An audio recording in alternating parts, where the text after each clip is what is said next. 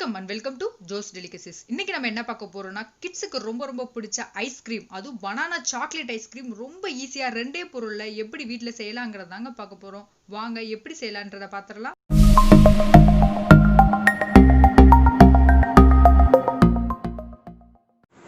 இந்த ஐஸ்கிரீமுக்கு first step நம்ம banana எடுத்துக்கலாங்க. எந்த பனானா வேணா எடுத்துக்கலாம். நீங்க செவ்வாழை பழத்துலயும் செய்யலாம், கற்பூரவள்ளி, ரஸ்தாளி எந்த பனானா வேணா எடுத்துக்கலாம்.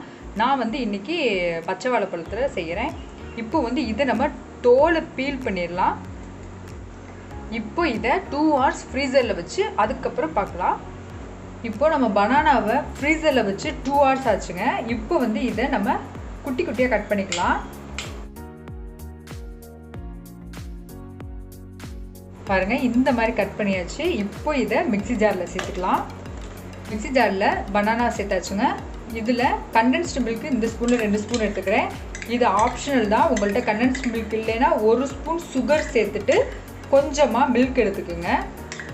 இதே ஸ்பூனில் ஒரு 3 ஸ்பூன் மில்க் சேர்த்துக்குங்க. லாக்டவுன் பீரியடில் குட்டீஸ்லாம் வீட்டில் இருப்பாங்க. ஸோ நீங்கள் அவங்களே செய்ய சொல்லலாம். ரொம்ப ஈஸிங்க. இது ஆக்சுவலி எனக்கு சொன்னதே எங்கள் அக்கா பொண்ணு தக்ஷதா குட்டி தான் எனக்கே சொன்னாங்க. அவங்க தான் இந்த ரெசிபியே சொன்னாங்க. சித்தி இதை செய்யுங்க, சூப்பராக இருக்கும், நீங்கள் வீடியோ போடுங்கன்னு சொல்லி. தக்ஷதா குட்டி, சித்தி உனக்காக தான்டா செய்கிறேன், செம்ம டேஸ்ட்டாக இருந்துச்சு. சித்தி ஆல்ரெடி செஞ்சுட்டு சாப்பிட்டுட்டு சூப்பராக இருக்குன்னு வீடியோ போய் போடுறேன். நீ பார்க்குறப்ப ரொம்ப ஹாப்பியாக.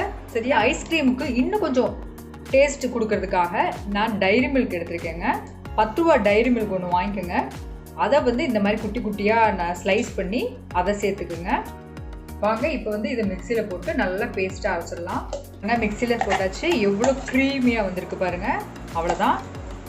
இந்த மாதிரி ஒரு ஏர்டைட்டான பாக்ஸில் போட்டுடலாம். இப்போ இதை நம்ம ஃப்ரீசரில் நல்லா கூலிங் அதிகமாக வச்சுட்டு ஒரு 2 to 3 hours கழித்து நம்ம பார்க்கலாம். நம்மளுடைய சாக்லேட் பனானா ஐஸ்கிரீம் சூப்பராக ரெடி ஆயிடும். பாருங்கள், நான் ஃப்ரிட்ஜில் வச்சு 3 hours ஆச்சுங்க. எனக்கு சூப்பராக நம்மளுடைய பனானா சாக்லேட் ஐஸ்கிரீம் பாருங்கள் எவ்வளோ சூப்பராக ரெடி ஆகிருக்குன்னு. அவ்வளோதாங்க. கண்டிப்பாக நீங்களும் செஞ்சு பாருங்கள். செஞ்சு பார்த்துட்டு எப்படி இருந்துச்சு எனக்கு கமெண்ட் பண்ணுங்கள். இந்த மாதிரி டிஃப்ரெண்டான டிஷஸோட வீடியோஸ் வேணுமா என்னோட சேனலை சப்ஸ்கிரைப் பண்ணுங்கள். பக்கத்துக்கு பெல் ஐக்கானே கிளிக் பண்ணிடுங்க. Until this, bye from Jyoti. Tata, bye.